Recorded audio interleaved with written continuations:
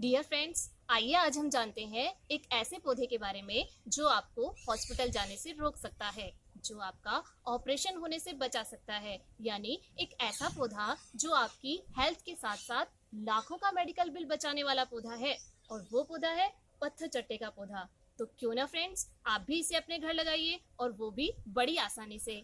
आज हम जानेंगे इस पौधे को कैसे लगाया जाता है, क्या क्या इसके बेनिफिट्स हैं और इसका यूज कैसे करना है। पत्थर चट्टे का पौधा एक ऐसा पौधा है जो पत्ती से भी उग जाता है। ये पौधा लगभग 1 से 2 मीटर की ऊंचाई वाला पौधा होता है।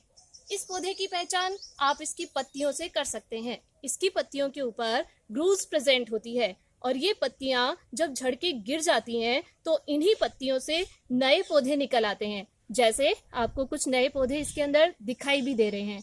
इसका तना जो होता है वो खोखला होता है, और या तो गहरे हरे रंग का होता है या फिर लाल रंग का होता है। इस पौधे पर बसंत ऋतु में और सर्दियों में फूल खिल जाते हैं।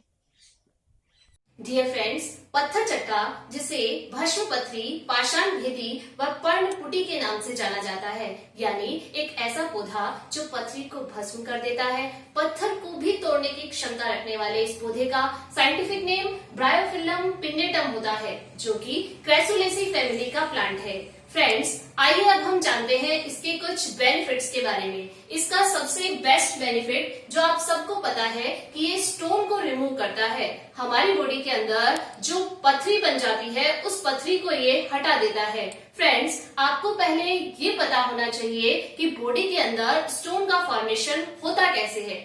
जब हम कम मात्रा में पानी पीते हैं तो ऐसी कंडीशन में हमारे यूरिन के अंदर पानी की अमाउंट कम और वेस्ट मटेरियल ज्यादा हो जाते हैं, और ये वेस्ट मटेरियल डिपॉजिट होकर स्टोन का फॉर्मेशन कर देते हैं। साथ ही अगर बॉडी के अंदर कैल्शियम की अमाउंट, ऑक्सलेट अमाउंट व क्रिस्टल फॉर्मिंग सब्सटेंसेस की अमाउंट ज्यादा हो जाती है, तो ऐसी कंडीशन में कैल्शियम और ऑक्सलेट आपस में ऐड होकर कैल्शियम ऑक्सलेट का फॉर्मेशन कर लेते हैं, और ये कैल्शियम ऑक्सलेट ही स्टोन होता है। पत्थर चट्टा क्या करता है? पत्थर चट्टे के अंदर एक ऐसा सब्सटेंस होता है जो कैल्शियम और ऑक्सलेट को सेपरेट कर देता है, और जिसके कारण स्टोन टूट जाता है और यूरिन के थ्रू हमारी बॉडी से रिलीज हो जाता है। फ्रेंड्स, अगर आपको किसी भी तरह का स्टोन है, चाहे वो गॉल ब्लैडर से रिलेटेड है या फिर किडनी से रिलेटेड स्टोन है, तो उसको रिमूव करने के लिए आपको सुबह सुबह पत्थर चट्टे की 2 पत्तियों का सेवन करना है। इसे आपको गर्म पानी के साथ लेना है, और ध्यान ये रखना है कि इसे लेने के 1 घंटे तक आपको बाकी किसी भी चीज का सेवन नहीं करना है। इसका दूसरा बेनिफिट अगर हम देखें तो वो होता है हेडेक को रिमूव करने में। अगर आपको हेडेक है तो पत्थर चट्टे की पत्तियों को पीसकर उसका लेप फोरहेड पर लगाने से आपको काफी राहत मिलती है। इसके तीसरे बेनिफिट को अगर हम देखें तो वो होता है यूरिनरी डिसऑर्डर्स में। अगर आपको प्रोस्टेट ग्लैंड से रिलेटेड किसी भी तरह का डिसऑर्डर है, कोई अदर यूरिनरी डिसऑर्डर्स है, तो उसके लिए आपको क्या करना है, इसकी 10 पत्तियों का काढ़ा तैयार करना है, और इसे 5 दिन तक सुबह खाली पेट लेना है। इसके नेक्स्ट बेनिफिट के रूप में होता है वेजाइनल डिसऑर्डर्स को रिमूव करना। अगर आपको किसी भी तरह का वेजाइनल डिसऑर्डर्स है तो उसके लिए आपको क्या करना है, इसका 40 से 60 मिलीग्राम काढ़ा तैयार करना है, और उस काढ़े के अंदर 2 ग्राम शहद ऐड करना है। इसको लेने से आपको काफी राहत मिलती है। इसका नेक्स्ट बेनिफिट अगर हम देखें तो वो होता है हाइपरटेंशन को रिमूव करना। हाइपरटेंशन को रिमूव करने के लिए आपको इसकी पत्तियों से बने अर्क की 5 से 10 ड्रॉप लेनी है। इसके साथ ही ये ल्यूकेमिया या ब्लड कैंसर को भी रिमूव करता है, और उसके अंदर भी हमें इसके अर्क की 5 से 10 ड्रॉप लेनी होती है। वो एक दिन में 2 बार लेनी होती है। नेक्स्ट बेनिफिट अगर हम देखें तो ये वाउंड्स को हील करता है, यानी घाव भरने के अंदर मदद करता है।